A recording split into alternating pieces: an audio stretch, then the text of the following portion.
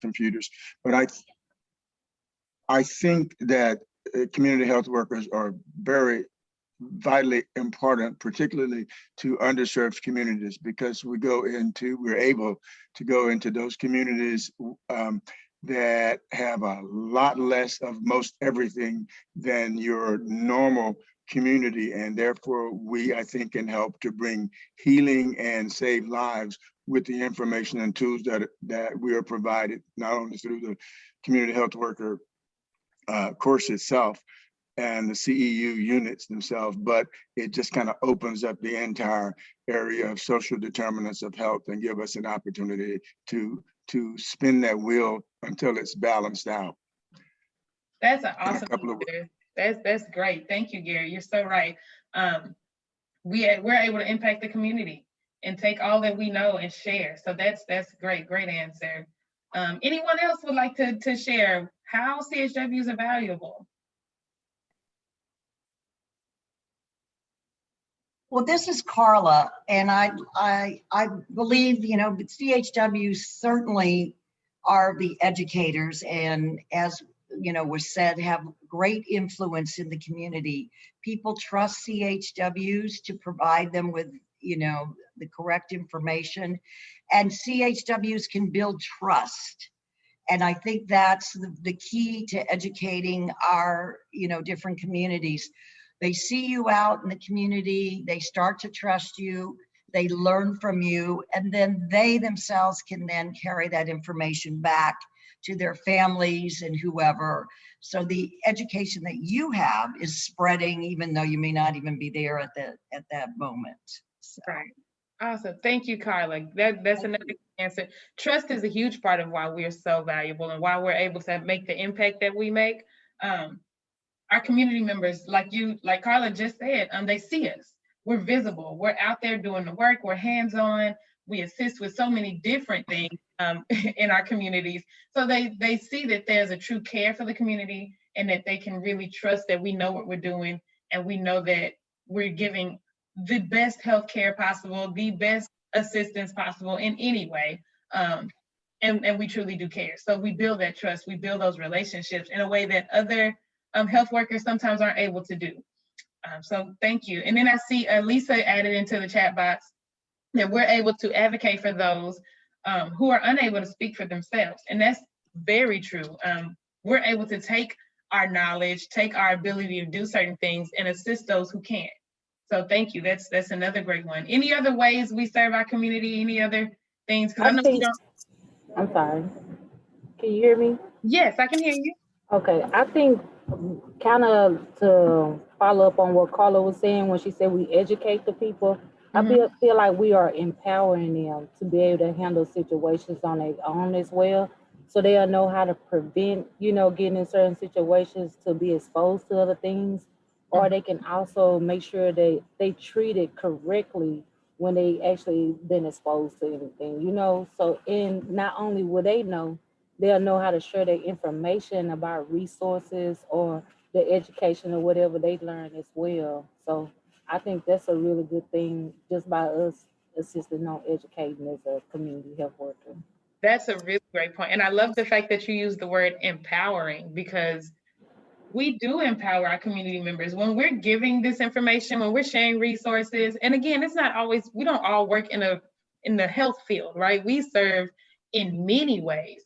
But when we provide our assistance, you do empower people. Knowledge empowers by itself. So when we provide these avenues, when we give this information, when we share and we assist, we empower them to not only be able to do certain things for themselves, but again, to share with other community members. And so, yeah, we have the ability to impact so many people just through the conversations we have in our everyday work. So thank you. Anybody else before we keep going? Anyone else who would like to share ways that CHWs, that we serve our communities and that we know that we're valuable. That's not even a question, but different ways that we could, that we serve the community.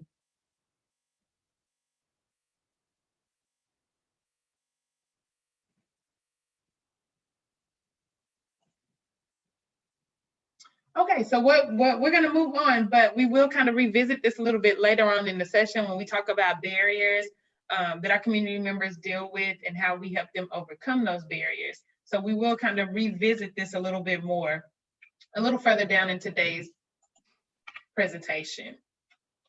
All right, so we are seeing some national shortages, and I mean, it's really kind of baffling because you wouldn't expect to see these things. But according to the Association of American Medical Colleges, we are projected to see a shortfall in physicians, a shortfall of up to over 100,000 physicians by the year 2030. And I don't know about you, but these years seem to be flying by, and before we know it, it'll be 2022. And so we're seeing this shortfall, and we're also projected to see a shortage of RNs. A big part of this is because baby boomers are beginning to age, and so the need for healthcare is growing.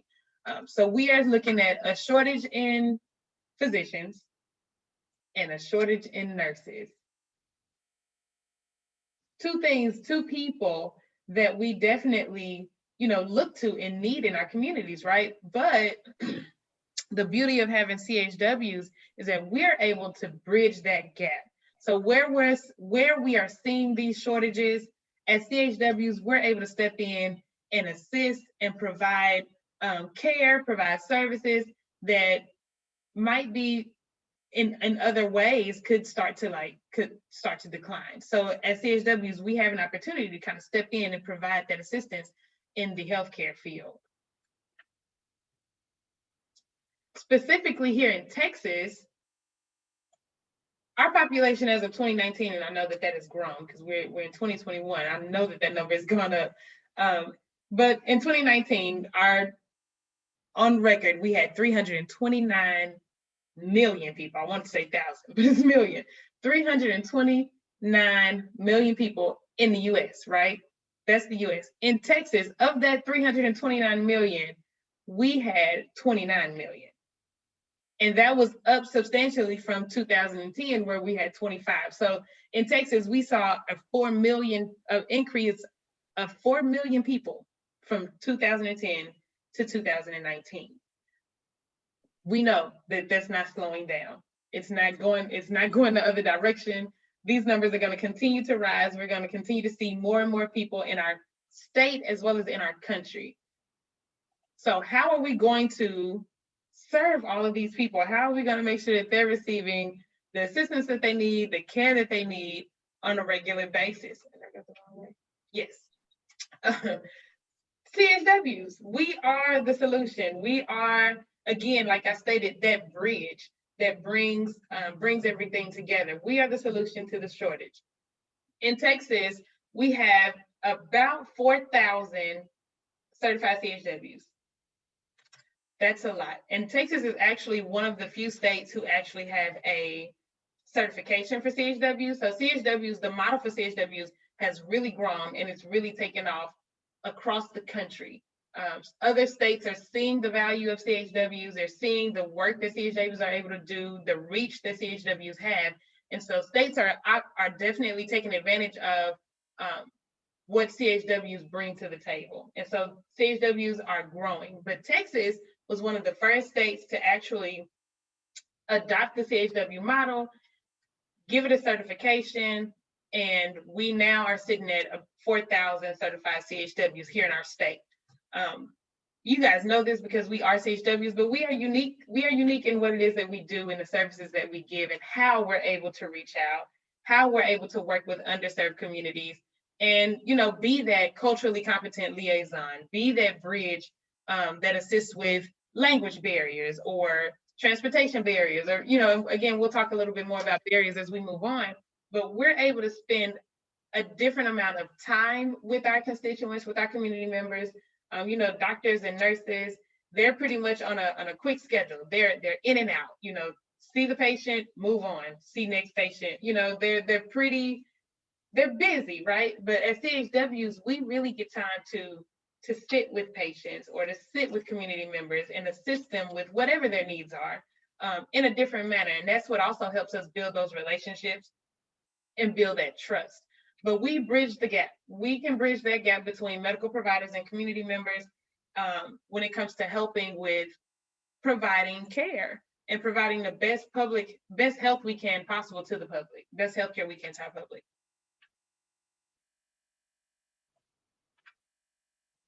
CHWs are, again, we are unique. So we are healthcare aides, and we play an integral role in providing access to quality care and improving the health of vulnerable populations. So there are many barriers that touch our populations that we work with, whether it's living arrangements, whether it's access to food, access to healthcare. You know, there are so many things that our community members deal with, and we're able to provide access and quality care to touch all those different things that our populations are dealing with. Our relationships are a huge part of the reason why we can make the impact that we make. We have trust, and I want to say Carla spoke on that, and I remember Brenda spoke on that as well. The fact that we're able to build this level of trust with our community members, so that they see us as health workers. They see us as trusted members of their community that are going to advocate for them, that are going to do what they can to assist in any way possible. So that trust is what really assists with our community members hearing what we have to say and taking action. Because sometimes, you know, we can talk, but it could go in one ear and out the other. If a message is coming from someone who you don't trust, someone who you don't care to hear what they have to say, it's just, you know, just letting them speak. Messages can go in the ear on one end and out the other. But because we have this level of trust that we build, because our community members see us as frontline public health workers, they actually take our information in and digest it in a different manner. And so it really makes a difference that we have that trust. And then also, CHWs, we live in, a lot of the times, we can live in the communities that we serve. And that also makes a difference because those relationships are there. We could be serving our neighbors, you know, and these are people that we might see cutting the grass, or someone that you might run into at the grocery store. But these are people who you become familiar with, and they're familiar with you. You are, again, a part of their community. And it doesn't mean that you necessarily live in the same neighborhood, but there are other things that cause us to have a likeness and feel like we're part of a community. And so those things speak to the relationships that we build. And so we're able to increase awareness of services, improve the quality and cultural competence of service delivery. So I'm going to give you guys a moment to read these success stories. And after we read the success stories, I have a couple of questions that I would like to ask the group. So I'm going to give you about 3-4 minutes to read these stories, and then we'll come back.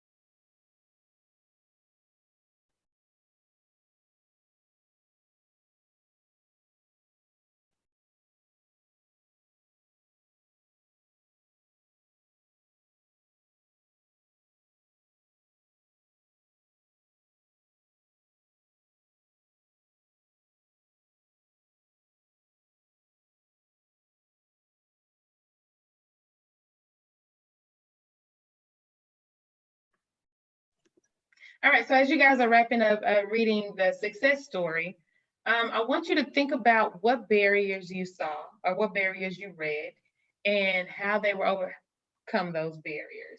And then just any key things that you kind of stood out about the CHW in this story. So feel free to come off mute. I would love to hear some voices. Please come off mute and share. What were some barriers that you read about in this story? Language. Language, big one, right? That one stood out very, very prominent in the very beginning. We see that language was a barrier. This client was from Africa. And so there was a need to use phone interpreter services. but without the assistance of the CHW, the client may have never known about the ability to have someone to interpret for them. So thank you for sharing. Anyone else? This is Lisa.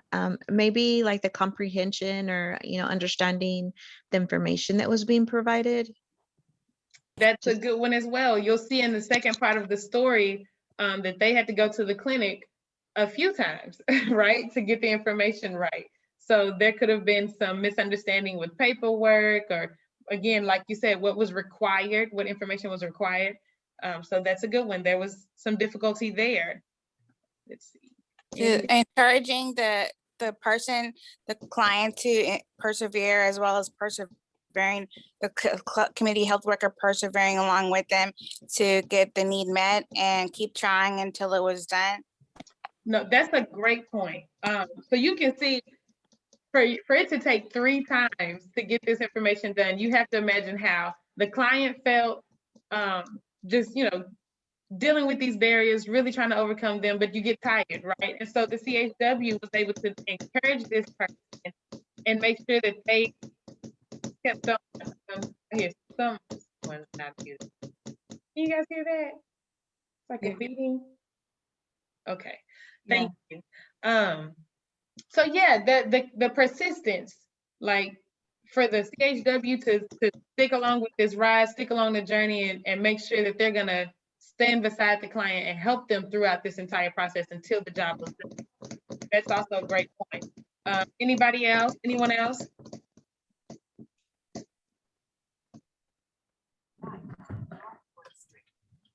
I see a couple of things in the chat box. Finances, that's a good one.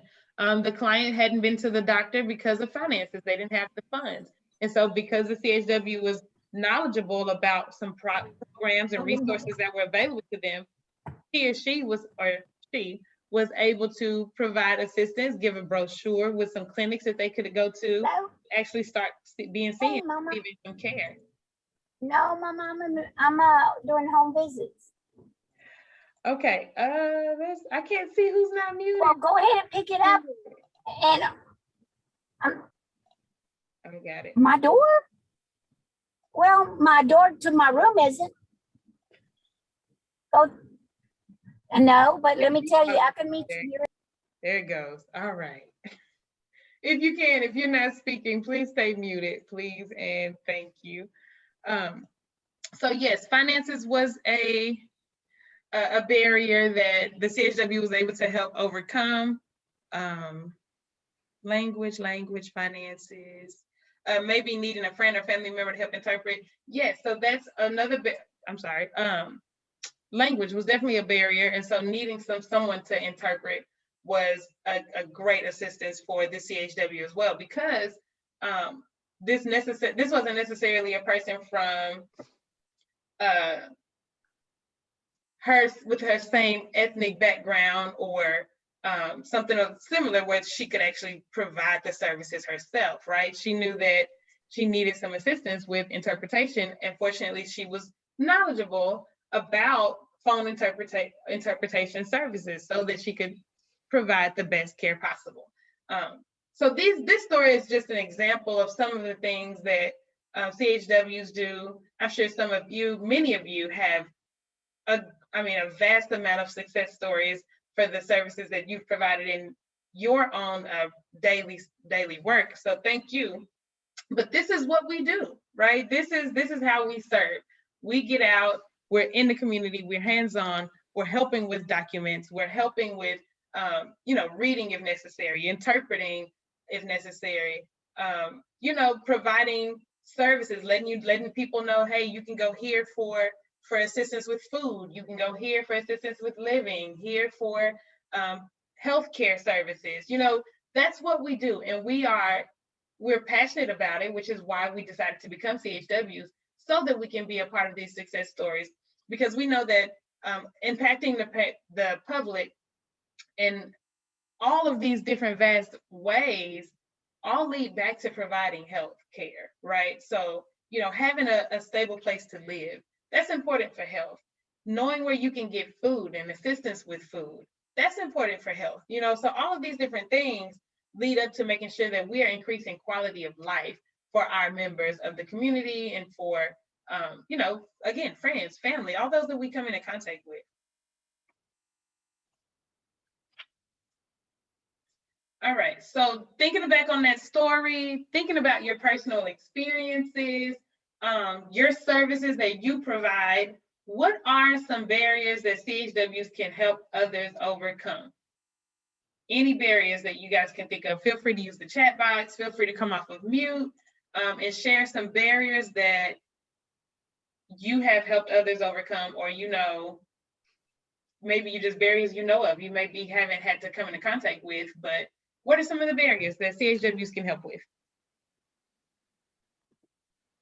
I think one is making sure the client or patient that we're serving is comfortable with what's going on. So having that stability so they can get through whatever issue it is. It may not be a barrier, but I find that to be helpful. No, that, I mean, the barrier is actually the discomfort or the need of assistance. So no, that's a great example. I see in the chat box, transportation, that's a barrier. When someone loses a loved one and educating them because the spouse took care of, that's a really good one that we don't talk about enough. But yeah, so assisting with just life because they're not used to taking care of everything. Connecting people with resources, food insecurities, yes, financial assistance, communication, trust, any other barriers that we assist with. These are some really good ones. Language, transportation, yes. So there are so many things that people deal with, you know? I mean, as humans, we all have something that we deal with, barriers that we deal with on a regular day. Sexual orientation, that's a good one. Where to go for care. All of these are really great. These are different things that we're able to touch on and we're able to assist with. Fear of leaving their home, different phobias, you know, CHWs, we are able to cover so many different things. And all of these can impact immunization efforts. So lack of transportation, that can affect immunization efforts because how is a parent going to get their children to the doctor's office if they don't have a way to get there? They don't have money for the bus. They don't have money for shared, what is it called? You know, Uber and all of that. They don't have money for that. You know, they don't have a car. How are they going to get their kids to the doctor? Or, you know, language barriers. What if there's a document in English and the client doesn't speak English? So how are they going to be able to fill out the paperwork if they don't know what they're signing? They don't know what they're reading. A lack of knowledge, yes, just don't. The lack of knowledge is just, it's it by itself, right? And that impacts immunizations because you don't know anything about them. So that touches on a lack of trust because, again, you don't know anything about them. So why would you trust it? And then also fear because you don't know what could potentially happen. You don't know what these vaccines are for, what it helps with. You have no idea. So we assist with educating to get over those types of barriers. Childcare, that's very true. I used to work for the Department of State Health Services prior to this job, and I worked for the Texas Health Steps program, which is a great program, by the way. And I remember going to a meeting to talk about transportation needs. And there was an organization that was providing free transportation, which is amazing. It's awesome because parents need that, you know? So we're looking at a way to overcome some of these barriers, right? And I heard a question about, because the program allowed for the parent and the child with the doctor's appointment to go. And there was a question about, well, what if they have more than one child? And what are they going to do then? Because the other children aren't allowed to do the ride share, or they're not allowed to be a part of the program on that day. What if they can't leave the kids at home? So now we're creating another barrier because, you know, mom or dad only has one child with an appointment, but they have 3 other children that they can't leave home alone. Now we have a childcare issue. And so now the one child with the appointment can't go get the immunization, you know? So there's all types of things that there are so many barriers that are out there that we do our best to assist with when it comes to our community members. So here we see a few lists we see a list, I'm sorry, of a few different barriers that could potentially impact immunization. So here we have limited access to clinics, missed opportunities by healthcare professionals. So that's actually more prevalent than some of us may know. We need our doctors, we need our nurses to actually make sure that they are advocating as well. In addition to what we do, we need our doctors to actually be, you know, adamant about advocating for the HPV vaccine. The truth of the matter is the number one way to get kids vaccinated, to get parents to make the decision to vaccinate, is for their provider to make a strong recommendation. When a provider makes a strong recommendation for the HPV vaccine, we see leaps and bounds in percentages of parents who vaccinate their children. So that's a huge one, making sure the professionals, that our healthcare professionals are actually making those asks for the HPV vaccine. A lack of having a primary care physician, a lack of knowledge about vaccines. These are all things that I was seeing in the chat box and you guys were coming off of mute and saying. So lack of knowledge, difficulty recalling child's past vaccinations. You know, sometimes people move around a lot, or, you know, you lose records and you don't know what your child has had, or you don't remember. Demographic factors, lower socioeconomic statuses, and then the fear or mistrust of immunization efforts in general. So these are just a few things that can impact whether or not people are receiving vaccines like they should, like we need them to, for health purposes.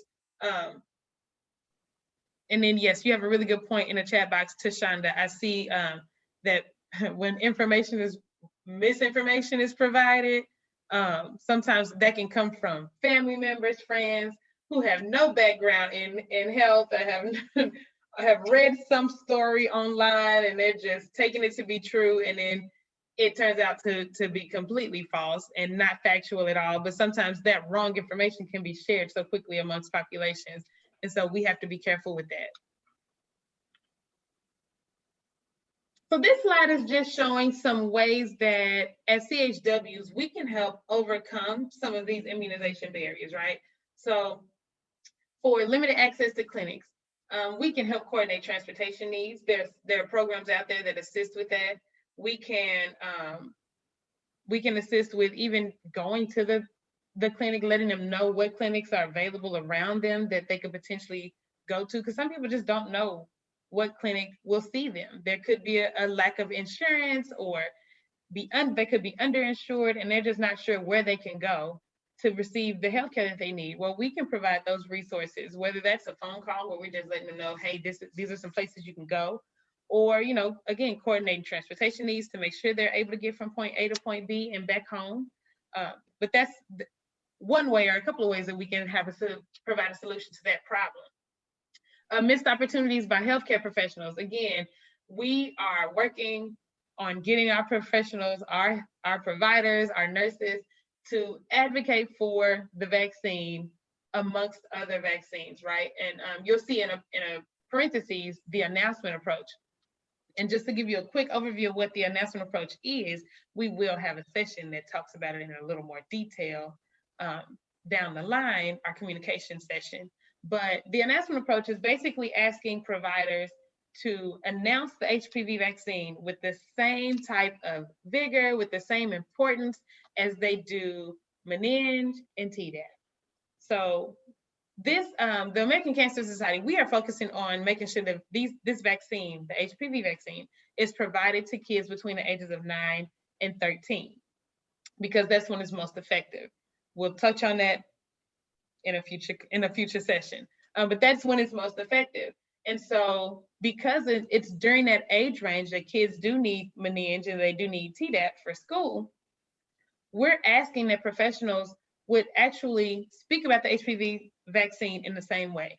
So Johnny comes into the doctor's office and they need, they need their shots, right? So it's time for the Tdap and meninge.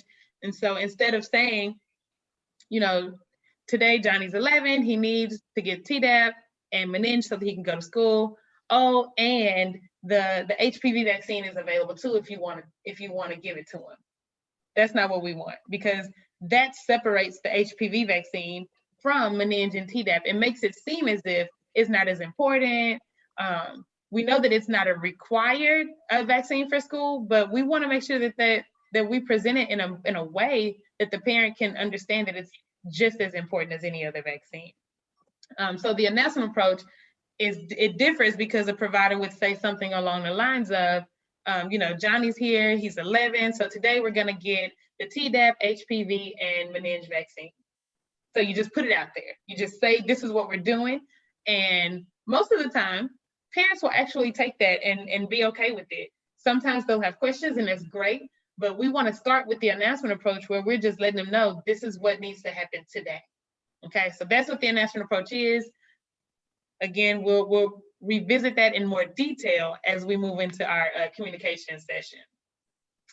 Okay, so lack of a primary care physician. We're able to help parents apply for health care. We can help redirect them to local resources. If they don't have health care, they can't afford health care, we're able to assist them with, Medicare and Medicaid, or however we can. Whatever programs are available, we are there to assist with providing that information. We educate and discuss the importance of immunizations. That's the point of this echo here. We talk about the HPV vaccine primarily, but we do know that you can take a lot of these tools and use it to discuss other vaccines as well. We help parents with organizational skills and promote improved record keeping. So we assist with providing assistance. We assist with providing assistance. We assist with providing the right tools and just different things that they can kind of implement into their everyday life to assist with their record keeping, to help with keeping up with information, documents that are important that they may need moving forward. And then also we can assist with local resources, providing local resources, redirecting them to local resources that are available to people who are of lower socioeconomic status. And then last but not least, educate on importance of immunizations and build the trust. So we understand and recognize that there are many communities who have a fear or mistrust of not only immunization records, but of doctors, of the healthcare field in general. And so we are able to kind of step in, provide that trust, and educate them on the importance of immunizations, the importance of having a primary care physician and taking care of their bodies, okay?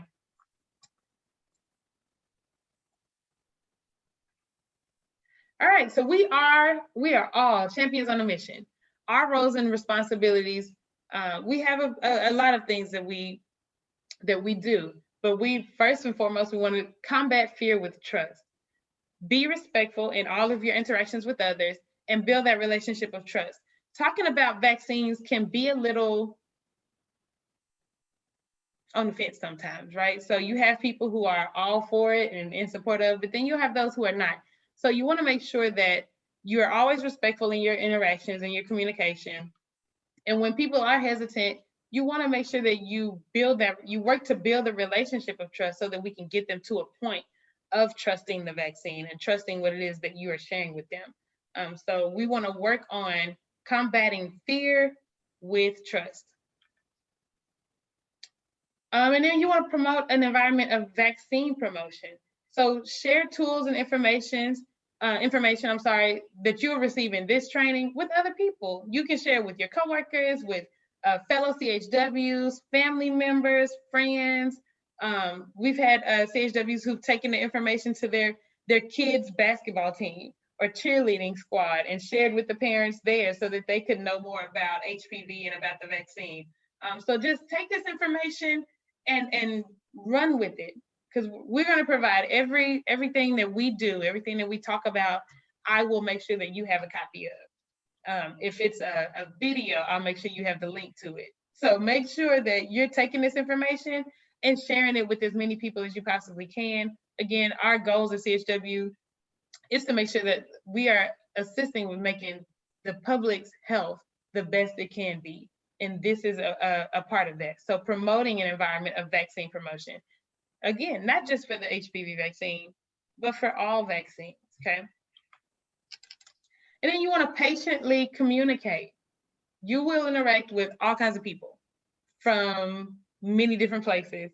And I'm sure that, this is something we already do, right? But you want to make sure that when you interact with people, that you're always patient, that you try to your best to listen.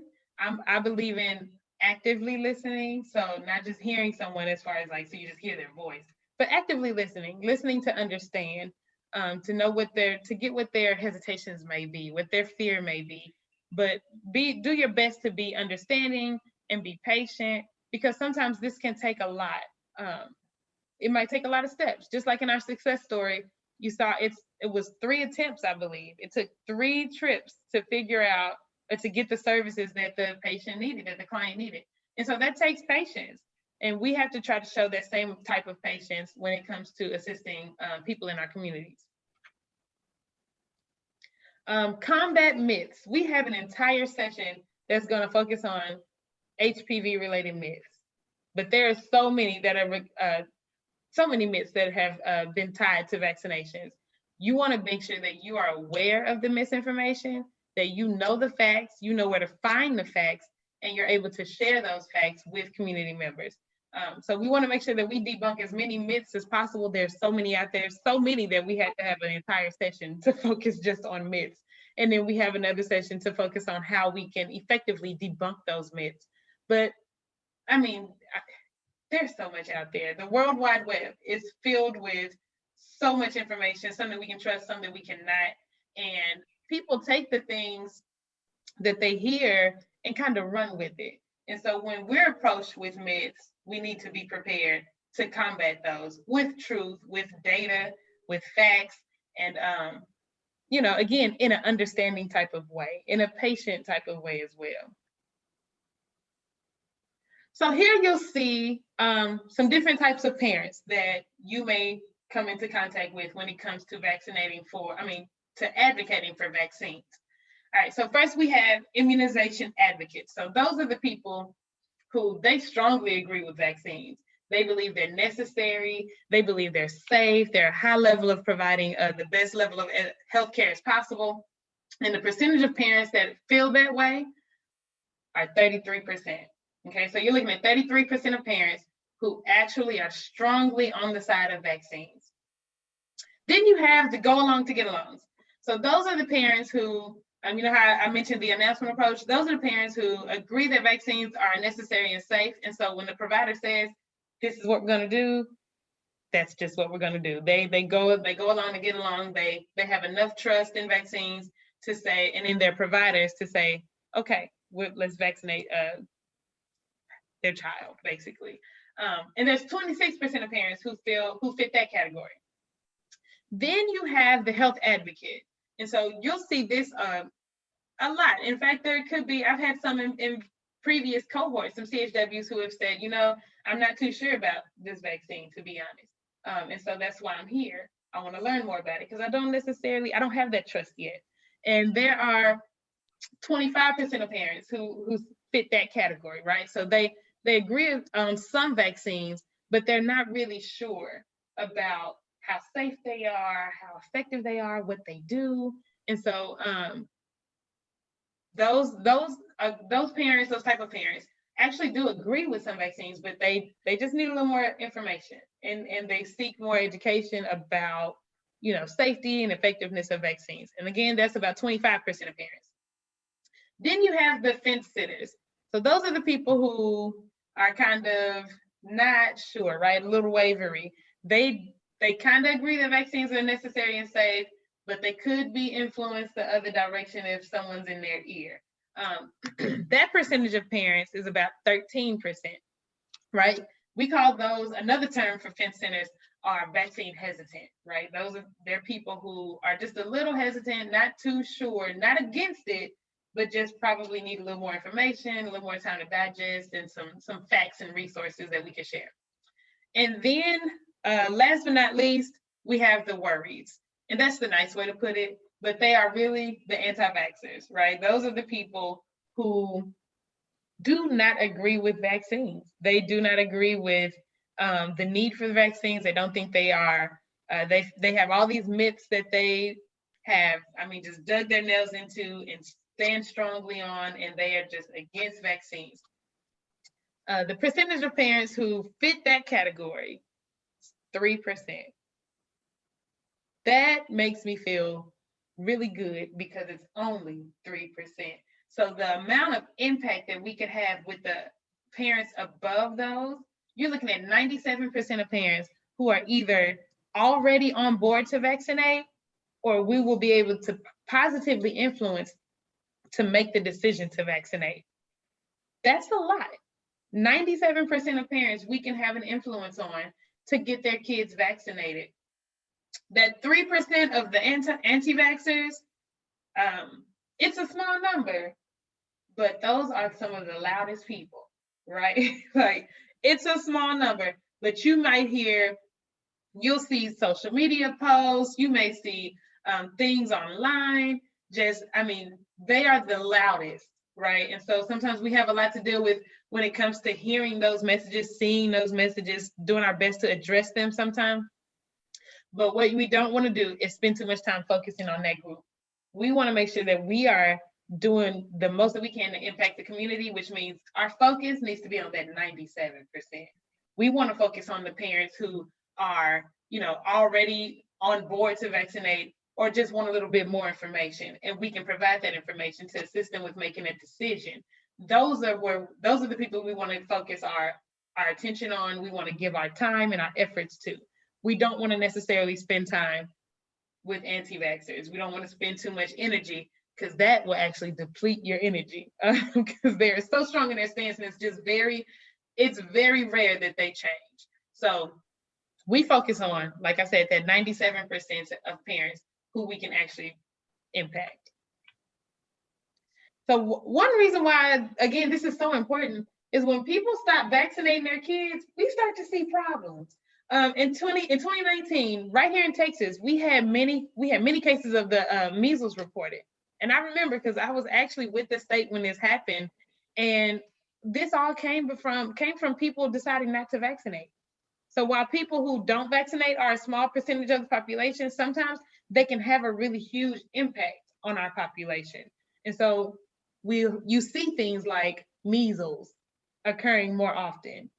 We could eradicate measles completely with the vaccine for it. But when people start to, talk about the negative, or try to be negative about a vaccine that isn't bad for us at all, but they try to find these different things to share, and people stop vaccinating, then we start seeing the consequence of that. We see the consequence of not vaccinating, because things like measles, which you probably hadn't seen or heard of in the years, all of a sudden starts to come up. And that's why, because we're no longer combating it with the vaccine like we should. So this is just another slide that kind of talks a little bit about, again, our target population, because we do come into contact with so many different type of people in so many different areas. Again, the pro-vaccine, those are people who are for the vaccine already. All we need to do with them is remind them, right? So the vaccine, the HPV vaccine comes in either 2 or 3 doses. So for those people, we want to make sure that we just let them know when the next appointment is, right? So we want them to know, hey, thank you for this is the first dose. You need to have Johnny back in 6 months, and we'll do the second. Those parents need reminders. The vaccine hesitant, those parents, we need to educate, we need to build trust with, and we need to share information with. It's not that they're against the vaccine, but they do need a little more information to help them make a decision on whether or not to vaccinate their child or children. Both of those groups belong in that 97% we just talked about. And then there's the anti-vaccine population. You can share information, but just know that people who are truly against vaccines are not likely to change their beliefs. So as strong as we feel about vaccines, it matches their strength to go against them, right? And so you don't want to just deplete yourself of energy trying to focus on changing someone from being anti-vaccine to being pro-vaccine, because chances are, if they are really strong in their belief, they're not going to change. So we want to focus on pro-vaccine, vaccine hesitant, but we do not want to focus on anti-vaccine. All right, so this training, as you guys know, it's specific to HPV, but I do want you to know that you can take these skills that we talk about and you can practice them in other immunization efforts. And together, we just want to promote a healthy community. So whether you take the communication session and share that and use the tools there for other public health issues, that's wonderful. That's what we want. We know that our focus here is to learn a lot more about HPV, learn about the vaccine, but the tools and skills that you will receive from these sessions, we want you to take them and use them across the board in whatever environment you're in. We want you to take the information and just run with it. All right, in conclusion, CHWs aid the shortage of healthcare professionals across the nation. If you recall, CHWs, we're going to see a decline in providers and in nurses, and we're able to kind of bridge that gap. We're able to address barriers that community members may face when trying to access healthcare services. We're able to address barriers to immunizations. We have many skills when it comes to advocating that we can use. And then we interact with all patient groups, but we want to be sure that we monitor how much we interact with anti-vaccine parents. We don't want to give that too much energy. And then, although this training is HPV specific, the skills that we talk about, the skills that we practice, can be used in other immunization efforts, okay? So do we have any questions? Do I have any questions? We'll take a moment, see if we have any questions. Feel free to come off mute. You can use the chat box, but I would love to hear your voice, so feel free to come off of mute. And if you have any questions, we're going to take time for that now.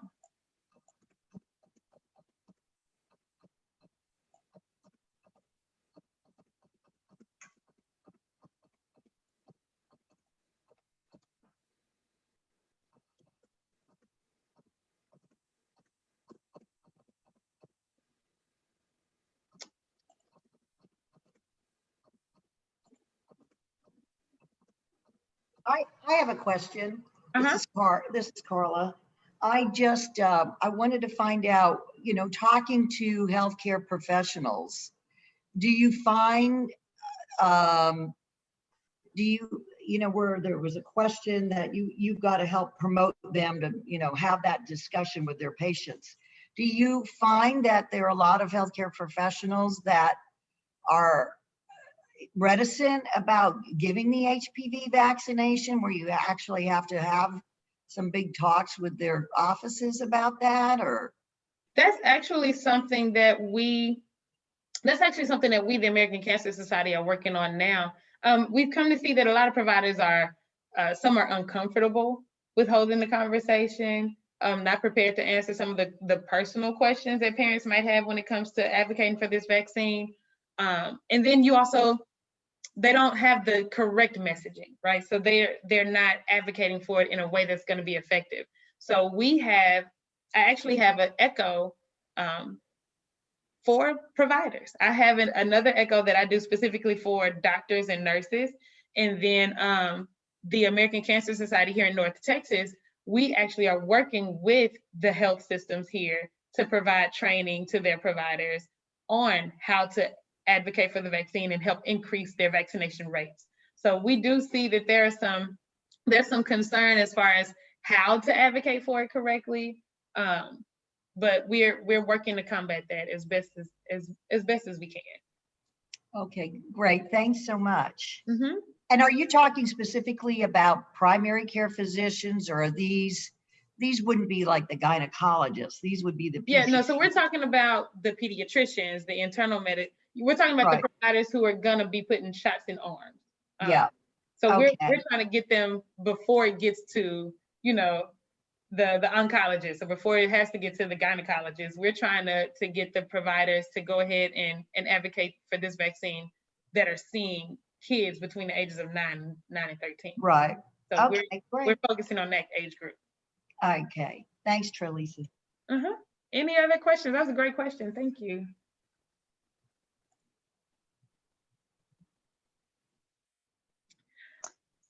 What would make the providers uncomfortable speaking about the HPV to the parents? Well, there's some myths out there that parents sometimes bring up, and a big one is sex.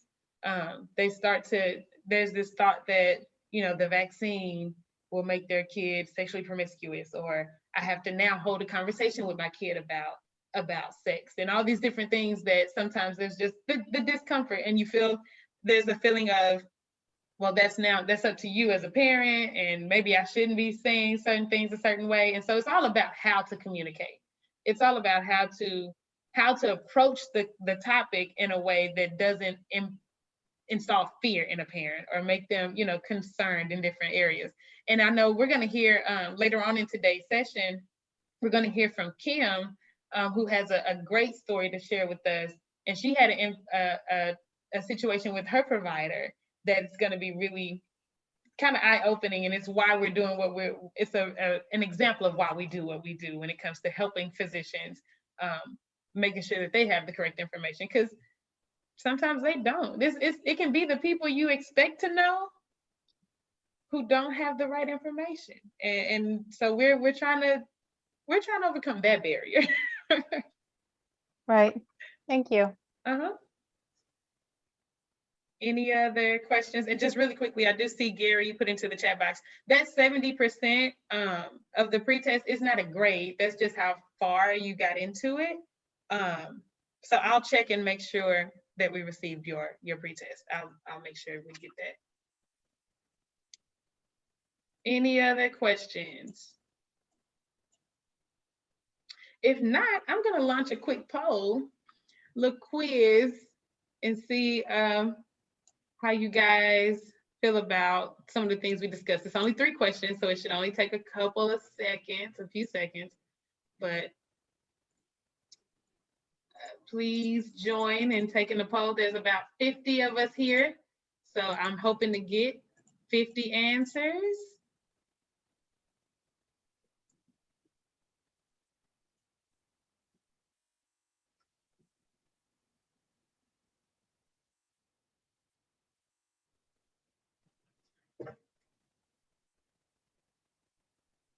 All right, they're coming in.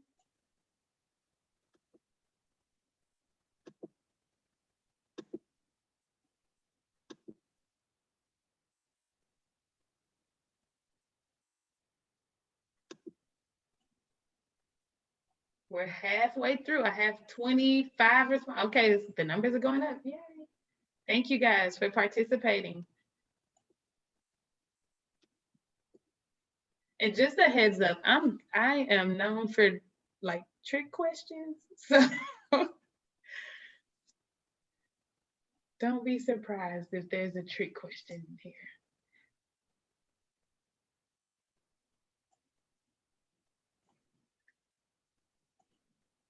All right, so I want to give a couple more seconds, about 30 seconds or so, for everyone else to respond. I'm looking at, we have 40 responses of 51 of us. So if you haven't responded to the quiz, please take a minute or so to do so. It's pretty quick.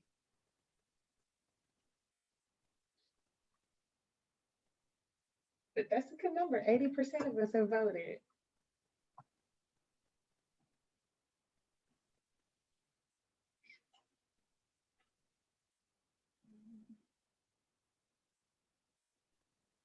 Okay, so after 2 minutes, let's see. Oh, and it did not do that correctly. But all right.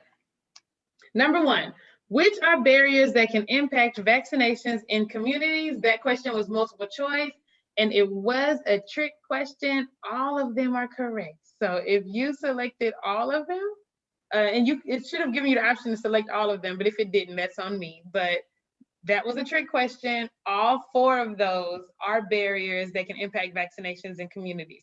So limited access to clinics, the fear of immunizations, lack of knowledge, and low socioeconomic status. All 4 of those are barriers that can impact vaccinations in communities. So you could not have gotten that question wrong. There was no way to miss that question. Number 2, we should combat fear with which of the following? Trust. Great job.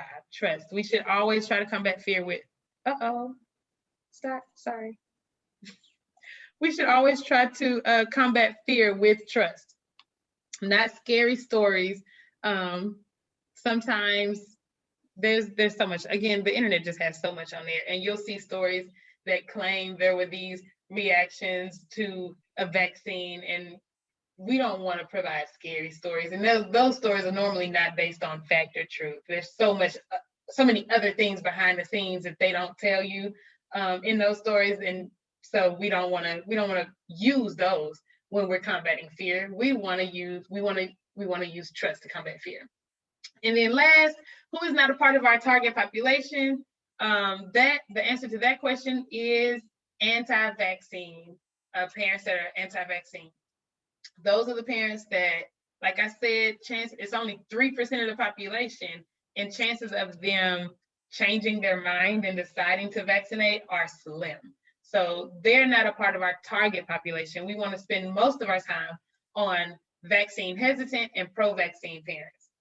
Anti-vaccine, you may give a little, like this much. No, you may give a little of your time to those who are anti-vaccines, but you don't want to, they're not a part of your target population. Your target population are those that are pro-vaccine and vaccine hesitant, because that's where we're able to make the most impact. All right, so great job. Could you guys see that? Okay, so you guys can see what the poll results were. I'm sorry, I thought I was sharing them earlier, but again, everything under question 1 was correct. For number 2, the answer was trust. You guys did a great job with that. 95% of you got that question correct. And then number 3, 63% of you, great job, got that question correct as well. So thank you for participating in today's quick little pop quiz. What I want to do quickly, I want to let Kim, there she is. So I'm going to let Kim share her story with you guys, just because it's an impactful story, and then we'll talk a little bit about case presentations. So Kim, the floor is yours. Hi, everyone. Before I share my story, I'm going to mention a few names, and if these folks wouldn't mind sharing their CHW number and full name in the chat box, they can share it with me privately if that's their preference. Joaquin Muerte, Stephanie or Avia Cobo, Carla Vigilante, Jacqueline Rodriguez, Cynthia, Teresa Flota, Christopher Cardenas, Kai Michelle, Luz Del Carmen, and Mike. That would be awesome. And I'm taking attendance today. I'm a student at UT Health in the medical center in Houston, and I'm wrapping up my master's in public health, and I'm lucky enough to be doing my practicum work with the American Cancer Society and Trelisa and their HPV cancer-free program. And I'm here specifically starting a second career because 4 years ago, I was a caretaker for my younger sister who died from an HPV cancer. And while my sister was in hospice, I was diagnosed with the same HPV cancer. So shortly after my treatment, my daughter, who is now 24, was diagnosed with a high-risk strain of HPV. So HPV, you know, has become a big part of my life. So I'm here because I have shifted to advocating for the HPV vaccine, because these cancers are unnecessary. Nobody has to suffer like I did. No one has to die like my sister did. So I stay connected with her in a way by sharing our stories and advocating for the HPV vaccine. You know, when my sister and I were young, we didn't have a vaccination to protect us from these HPV related cancers. But when my daughter and son were of age, I went to my pediatrician, and I was told to wait because it was fairly new at the time. And so I waited, and then, you know, your kids grow up and life gets busy and I put it on the back burner. I didn't do my own research like I really should have, but I didn't. I trusted my physician, and I didn't get my kids vaccinated. And so now my daughter has a high risk strain of HPV. So, you know, when Terlisa says, you know, those provider recommendations are the number one reason people vaccinate, it's so true. And the data plays that out. But so it's really fun to be here talking to all of you who are out in the community and have access to parents. And, you know, I'm sure many of you have your own stories. So hopefully mine will make you feel comfortable filling out those case studies for your presentations. But, you know, HPV, it's hard to get away from. So, but it's easy to avoid too. And people like you will make that happen for many people. So that's my story. Thank you so much for sharing, Kim. I know that you don't have to, and so thank you so much for sharing your story. The fact that HPV has had such an impact within your close relationships, you know, and then your personal story. It's nice to know that we have an opportunity to keep others from going through some of the same things that you've had to deal with, and to speak on, you know, your provider. That's where we're also trying to make that impact, because her provider actually said to wait. And if she would have been able to, if that provider would have said, let's go ahead and vaccinate, then we're looking at preventing her daughter from having that high risk strain of HPV, right? So we have an opportunity here to make that difference. We have an opportunity to say, we can prevent cancer. We've never been able to say that before in this way. You know, we have treatments, and, you know, we do things to assist with, you know, trying to rid cancer from the bodies of people, but we have an opportunity to potentially prevent. That's new. And then for it to be just a vaccine, you know, we want to do all that we can as CHWs to get this information out so that we have that impact, so that we can eventually, hopefully, eradicate these HPV related cancers. We have the ability to do it. We just have to do the work, and it's not easy. It's an everyday, you know, journey where we're consistently advocating, talking to friends, talking to family. When I first started this job, I have a brother who's 20 years younger than me, right? So when I started, he was 10 or 11, somewhere like that. And once I started to learn about the HPV vaccine, I immediately was like, all right, I need to talk to my mama. That's the first person I needed to talk to, because he needed to know how important this vaccine is for my little brother. I didn't want her to miss this opportunity. I don't want him to potentially have to deal with a cancer later on in life. And so we're able to take this information and not only share with our community members, but sometimes it hits home, and it's a personal thing where, you know, the people who are around me, I want to make sure that they have this information too, because it's so very important. And so that's, again, thank you again, Kim, for sharing. Your story is amazing, and we're just so grateful to have you. But that's what we are, you know, this is what we do. This is our everyday journey with the HPV vaccine.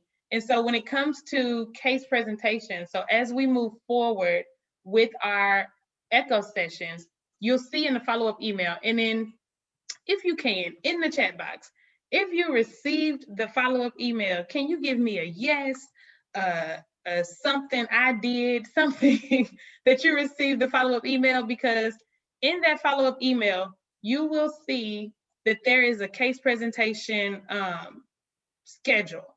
So the schedule is going to be there. I would want to make sure that you guys see that schedule and you find the date that you are scheduled to present, and make sure that you are prepared to present on that day. If you have any questions, I've also attached the case presentation document. So if you have any questions, feel free to reach out to me about how to fill it out. But sometimes it might look a little clinical. So if you work in a clinical setting, it'll be easy to do. I mean, not easy, it'll be, you know, you pretty much just fill it out based on your clinic, whatever. But you can also tell a story very similar to what Kim just did, or very similar to what I just said, as far as taking this information and going straight home to my mom to share. We want to know about your experiences. And even if you don't have any experiences yet when it comes to advocating for the vaccine, try to think about different ways that you can potentially start to advocate for the vaccines. What communities what groups are you in? How often are you communicating with community members? Can you share at church? Can you share, like I said, with your daughter's cheerleading team, your son's football team, the parents, so just, if you don't have any experience, sit back and try to think of maybe where can you start to advocate. And feel free to you don't have to be, this expert in HPV to hold a conversation, right? You can talk to a family member, friend about, hey, there's a new course I'm starting, it's about the HPV vaccine. What do you know about it? That way you're not viewed as the expert yet if you don't feel comfortable being seen that way. You're just holding a conversation. You're just saying, hey, this is what I'm learning about. Do you know anything about it? And maybe, as I continue through the course, I can continue to share with you the things that I'm learning, and we can learn together. So the case presentations we'll start to do on our next cohort, our next session. You will receive, and if you did not receive the email, thank you for saying that you did not. And if you didn't, please put your email in the chat box so that I can make sure that you receive it. Because in that email, you also get the post-session survey, and we want to make sure that you're able to complete that as well. So if you did not receive that email, and you should have received it the very same day after our session, if you did not receive that email, please put your email into the chat box so that I can make sure that you are a part of the group to get it next time. Okay, so please drop your emails into the chat box. I will go back, make sure I add you to our group so that you are receiving those emails. It's really important that you're able to get that. All right. I don't have, do I have any other questions? Do any of you have questions that you would like to ask myself, Kim, anything you would like to share before we wrap up for the day? I just dropped the pre-survey in the chat, the post-survey in the chat box. So this is for today. The survey link I just put into the chat box, that is for today's session. So when you click on it to open it up, and it asks you which session you are reviewing, you're completing the survey for, make sure that you do session 1, the role of CHWs in immunizations, okay? That's the session that you're gonna be completing the survey for. It's specific to today. But again, does anyone have any questions, that you would like to ask? Again, myself, maybe Kim. We have just a few more minutes in today's session, and I wanna open up the floor to any questions that anyone may have. I have a question. It's not really particular to the content we learned today, but Miss Kim had said my name before she shared her story, and I had just caught the end of that because someone was talking to me. I was wanting to know why she had called my name. I'm sorry. Oh, so Kim is taking attendance, and she needed your, we have your name, but we need your CHW number and your email. So if you could just drop that into the chat box. She was listing people who she needed that information from. Okay, I dropped it. It's up there. Thank you. Okay, you're welcome. Thank you. Anyone else? Any questions? Anything anyone would like to share? I do look forward to hearing more from you guys through the case presentations. It's just a great way for us to get to know one another, to get to share and experience and learn from each other's experiences, right? So some of these situations, some of these conversations won't go positively. Some of them might be a little tough, and we can talk about different ways to approach others when holding these conversations, but just don't overthink it. It's just a conversation, and you are just telling us a story. So that's all we're asking for with case presentations. And I will send that document to you guys in the follow-up email, and I will make sure each of you who are saying that you did not receive the email, I'll make sure that you do get it this time. What date did you send that email with on when we have to present the cases? Because I have a whole bunch of emails. I sent that on the 18th after our session. So it was right after, Okay. it was the same day as our session. Okay. So that should have been the 18th or the 19th, one of So those. Lisa, I Yeah. have had some computer issues over the last month and I'm not really sure all of the information that you have that I've sent, nor am I sure I have received all of the information that you have provided me with. And so is there a way that I can make sure that I have complied with everything that you need from me and that I've received everything that I need from you to move forward? Yes, so, and I'm gonna do this really quickly because I think it'll help and we do have a few minutes. I want you to see what the email looks like. So you'll know what you're getting from me and what to look for. Now, make sure that you check your, your spam folders, your junk folders, because sometimes, especially with our work emails, it could go there, okay? So I'm using Constant Contact to send you guys an email. It's the same space where you register to participate in the course. I'm using that same avenue to send out emails after each session. I send a reminder email, so you should get one before. You should have gotten a reminder email yesterday for today. And then I send a follow-up email after each session that's gonna show you what is gonna talk about what we discussed. It's gonna give you the slides. It's gonna share the survey link and the case presentation schedule. It shares a lot of really good information for you to have. So I'm gonna share my screen really quickly so you guys can see what that's gonna look like.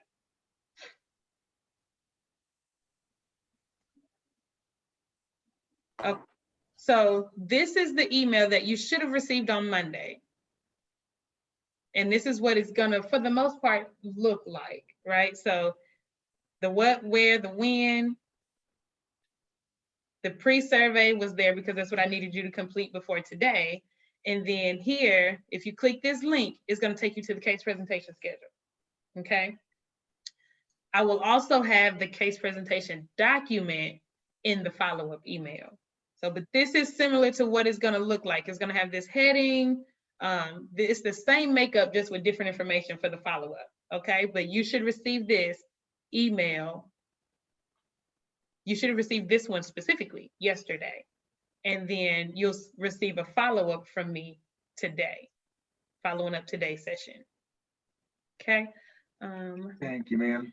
You're welcome. And then when it comes to our surveys, the pre-survey, the post-session surveys, I will go back and get with our evaluation team. I actually have an evaluation team who takes care of the surveys for us. What we want is to make sure that you complete the post-session survey before the next session. So it's important that you are making sure that you're speaking about the survey that you just attended. And that way it's still fresh on your mind.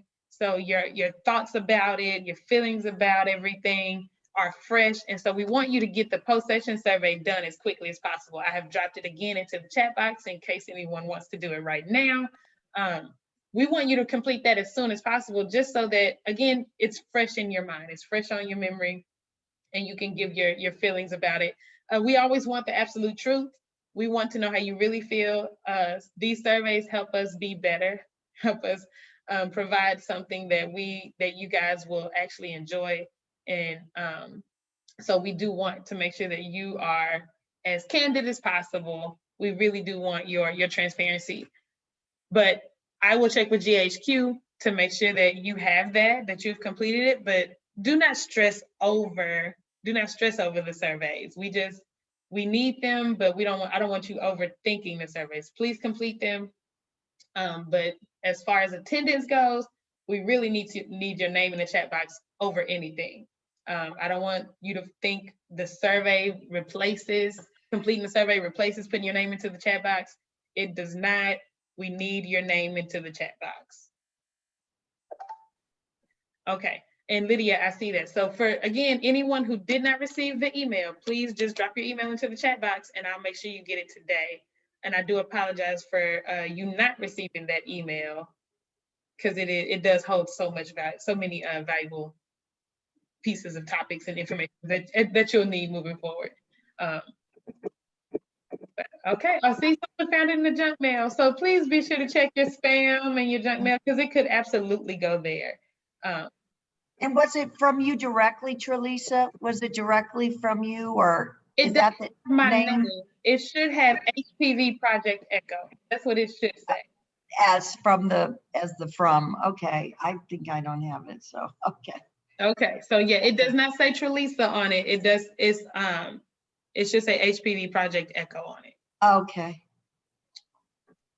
All right, do I have any other questions? Anyone else who needs some assistance? But thank you guys for putting your names into the chat. I mean, your emails into the chat box. I'll be sure to go back and make sure that you guys receive this email because it's valuable. It's a pretty good email. Great. Thank you. All right. Well, if we don't have anything else, thank you guys for joining. Thank you for engaging, for sharing. And you guys enjoy the rest of your Wednesday afternoon. We will see each other again in 2 weeks. I'm going to pull up my calendar to see exactly what day that is. We'll see each other in 2 weeks on the 16th. Yes, so June 16th. We'll see you then. And yeah, so that's it. Please complete the survey as soon as you possibly can. And we will see you guys in a couple of weeks. Thank you. Thanks so much.